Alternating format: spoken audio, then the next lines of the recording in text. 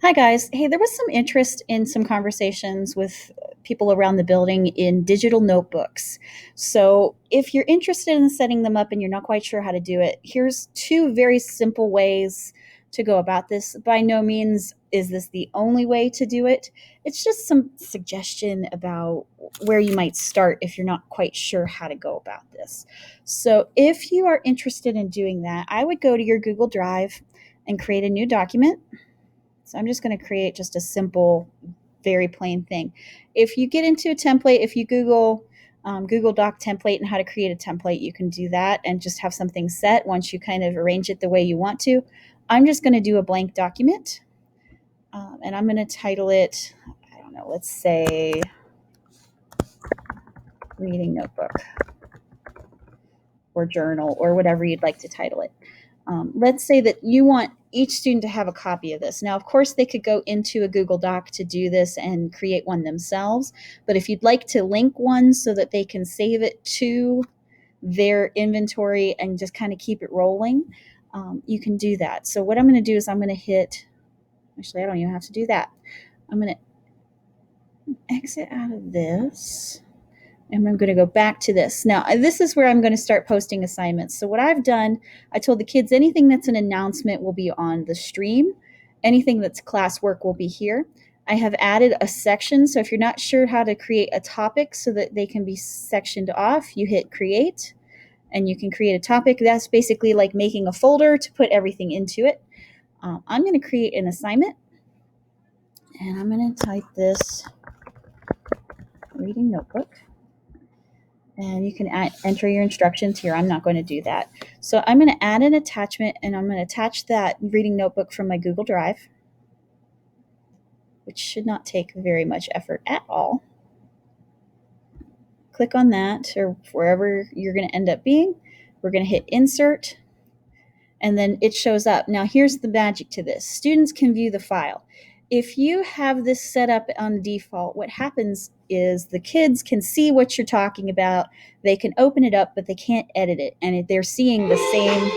Hang on a second.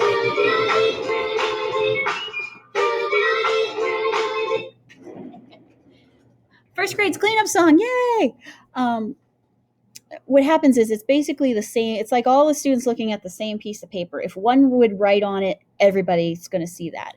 So if I come down here, students can edit file. That's where they would be able to edit that one piece of paper. If you want to act like you went to the copier and made multiple copies where every student gets their own copy, you're going to hit make a copy for each student. And then what that's going to do is that's going to take that original document and make a copy. So let's say Aiden and Jeff both need their own copy. This is going to make a copy for Jeff, and this is going to make a copy for Aiden, and they will be separate documents. So if you are interested in doing that, you could do due date, points, whatever. If it's a running thing, just make sure that they can get back to the link and do that. I believe if they click on it again, they'll still get back to it as long as it's the same document. You'll have to make sure that it is, because there's a potential here, because I haven't used this myself yet. There's a potential that every time they click on this link, they make a new copy. So you might have to have them save that in their Google Drive and just link it in their Google Drive. But once that copy is made, it should be established in their own drive. So if I assign that, my fourth graders are going to be very confused because they're going to see this pop up. Reading notebook. So I can click and drag that and put that under my topic so it's inside the folder.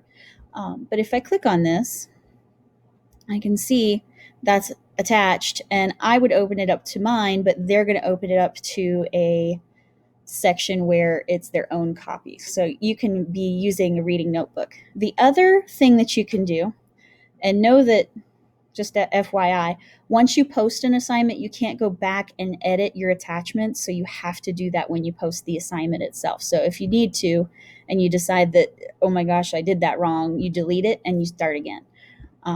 I'm not aware of anything that Google has done to make that different. So I'm going to hit an assignment.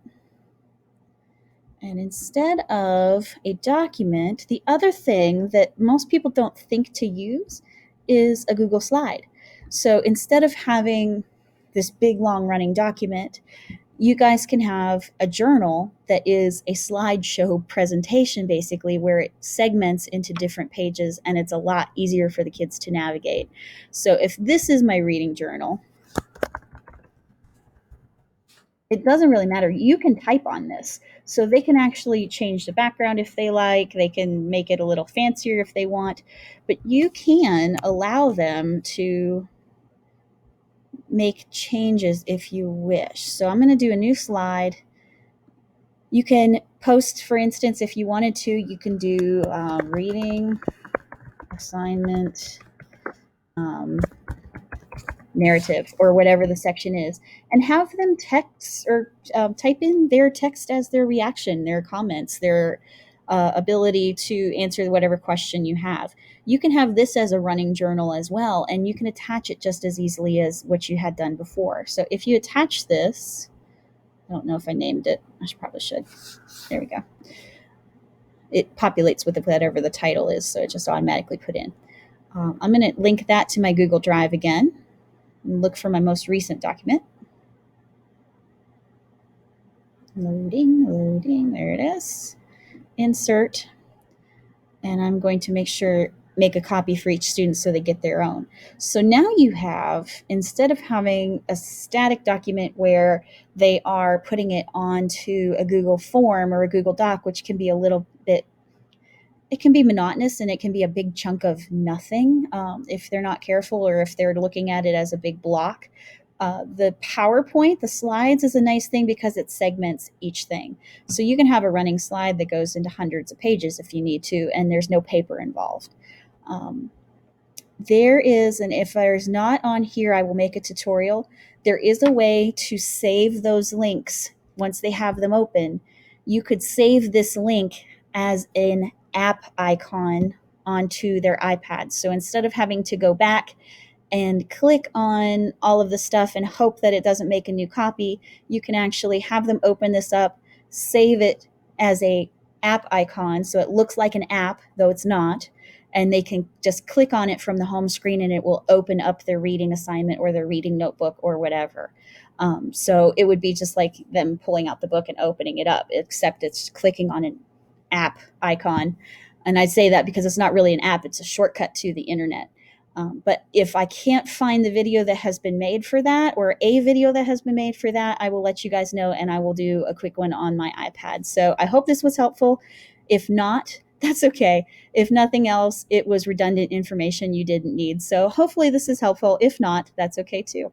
If you guys have any other questions or you need some other ideas, please let me know. I'm always willing to kind of kick around ideas and reach into whatever nooks and crannies I can find to kind of get some ideas for you. So I hope this was helpful. And if you have any other questions, let me know.